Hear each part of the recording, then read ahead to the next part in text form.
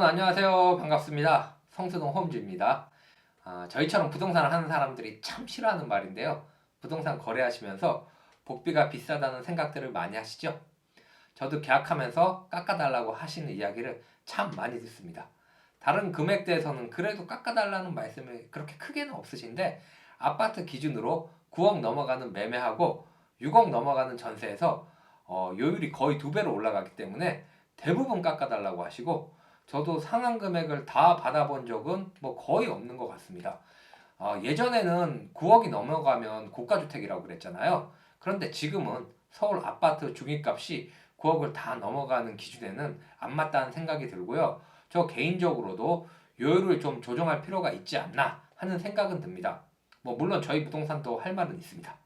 집값을 뭐 저희가 올릴 능력도 없는데 저희가 뭐 돈 많이 벌려고 집값을 올린 공무원 뭐 비스무리하게 취급받는 것도 억울하고 매스컴에서는 무슨 서울에서 아파트 한 건만 계약하면 수천만 원을 번다는 식의 다소 과장된 뉴스도 그렇고요. 매년 공인중개사 합격자들이 수만 명씩 쏟아져 나와서 저희도 과잉 경쟁으로 먹고 살기 힘들거든요. 그런데 하지만 그거는 뭐 저희 부동산들 사정이겠죠. 중개사법으로도 협의가 가능하니까 고객 입장에서는 깎고 싶은 거는 뭐 당연하고요. 그래서 오늘 제가 준비한 내용은요. 어떻게 하면 복비를 잘 협의할 수 있는지 이야기를 해보겠습니다. 제가 5가지 방법으로 정리를 해봤는데요. 첫 번째, 현재 상황을 파악하라. 이게 무슨 이야기냐 하면요. 여러분 인터넷에서 혹시 이 사진 보셨나요? 인터넷 부동산 관련 커뮤니티에서 정말 유명한 사진인데요. 작년 여름에 뭐 많은 분들이 아시겠지만 임대차 3법이 발표됐잖아요. 발표 직후에 시중에 전세 가격이 급등하고 전세 매물이 씨가 말랐는데요.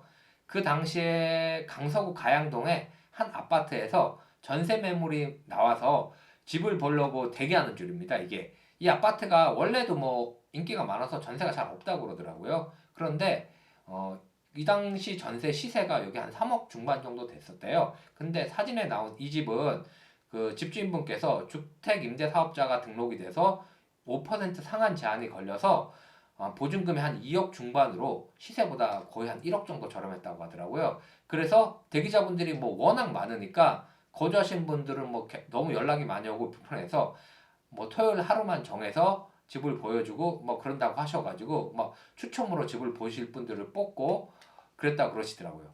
그런데 제가 드리고 싶은 말씀은 뭐냐면요. 여러분께서 저기 사진 속에 줄 서 계신 분 중에 한 분인데 복비 깎는 게 가능할까요? 장단컨대 절대 안 될 겁니다. 저 같아도 안 깎아주고요. 그러면 여러분께서 저 집의 집주인이시면 어떨까요? 서울치고는 뭐 보증금이 그렇게 큰 편이 아니라서 부동산 입장에서 많이는 못 깎아드려도 어느 정도 조율은 가능하실 거예요. 이유는 뭐 굳이 말씀 안 드려도 아시겠죠? 부동산은 시장 상황에 따라서 매도, 매수, 임대, 임차 이내 어떤 고객마다 각각의 유불리한 상황이 있습니다. 본인이 유리한 상황이라면 물건 가격이나 복비 내고가 당연히 되겠죠. 반대의 경우에는 가격 내고 자체가 어렵습니다. 내고하다가 이미 다른 분하고 계약해버리니까요. 현실적으로는 쉽지가 않죠. 예, 그렇기 때문에 본인의 어떤 그 현재 상황을 파악해서 좀 진행을 하시는 게 중요할 것 같습니다. 두 번째는 부동산을 한 권을 지정해서 계약해라. 이거는 뭐 저희 전문 용어로 전속 계약이라고 하는데요. 앞에 말씀드린 것처럼 여러분이 유리한 시장 상황이 되셨어요. 그래서 내가 뭐 집을 사거나 팔거나 전월세 거래를 하려고 하는데요. 이럴 때 보통 여러분 이제 부동산 이런 상황에서 거래를 하실 때 부동산 한 곳만 가시나요? 아니시죠? 대부분의 분들은 부동산을 이제 집을 파실 때도 부동산 여러 군데에서 내놓으시고요. 집을 구하시거나 전월세 구하실 때도 여러 군데에서 집을 많이 이렇게 부동산을 보러 다니실 거예요. 저희 동네에는 어떤 손님은 부동산에 한 10군데 이상 내놓으신 분도 본 적이 있습니다. 물론 이러면 일반적으로는 계약을 빨리 하실 수 있는 확률은 당연히 좀 높아집니다. 그런데 부동산 입장에서 보면 이런 손님은 내가 복비를 그렇게 막 깎아주면서까지 꼭 붙잡고 싶은 우량 고객은 아닙니다. 부동산은 계약을 해야 먹고 삽니다.